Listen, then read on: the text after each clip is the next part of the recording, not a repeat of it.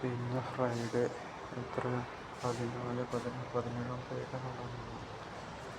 പിന്നെ circle service വളരെ കുഴപ്പമുണ്ട്. എനിക്ക് റിസോബിലിറ്റി നിലയ്ക്ക് പോകുന്നില്ല. ഒരു കഠിനമായ ഒരു ചിന്താഗതി പോയി. എന്തോ ഇത് കിട്ടപ്പോൾ എൻ്റെ കുറച്ച് ലുക്ക് കുറച്ച് വിചാരിച്ച പോലെ ആ ഒരു ഇതിലേക്ക് ആ ഒരു നോവലിറ്റിയിലേക്ക് വന്നപ്പോൾ ഇതൊക്കെ അങ്ങോട്ട് പോകും. ഞാൻ അഡിക്റ്റാണ്. എന്തൊക്കെ സംഭവിച്ചാലും ഞാൻ ഫോൺ അഡിക്റ്റ്, മാസ്റ്റുർബേഷൻ അഡിക്റ്റാണ്. അപ്പോൾ അതൊരിക്കലും എന്നെ വിട്ടു പോകില്ല. എന്താ ചെയ്യാൻ ഞാനതിന് ഹ്യൂമിലിറ്റിയിലാണ് ജീവിച്ചാൽ ഉറപ്പായിട്ടും ഞാനതിനെ അനുഭവിക്കും. എൻ്റെ ഇതുപോലെ പ്രോബ്ലം വരും. എൻ്റെ ജീവിതത്തിൽ ഇൻസ്റ്റിറ്റ്യൂഷണലൈസേഷൻ ഈസ് ആൻഡ് ഡെത്ത്, അതാണ് ആ ഫൈനൽ സൊല്യൂഷൻ. അപ്പോൾ അത് ഞാൻ ശ്രമിക്കും. ആ അഡിക്ഷൻ മാറിയെടുക്കാൻ നിങ്ങളുടെ ആഗ്രഹം സപ്പോർട്ട് തന്നെയിരിക്കണം. ഈ ജോലിയിൽ വ്യക്തിയിടപെടും. അപ്പോൾ പരമാവധി സോബറായിരിക്കും ശ്രമിക്കുക എന്നുള്ളതാണ്.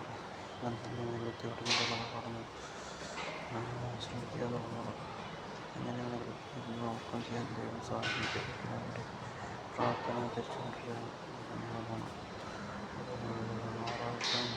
2 പ്രാവശ്യം എൻ്റെ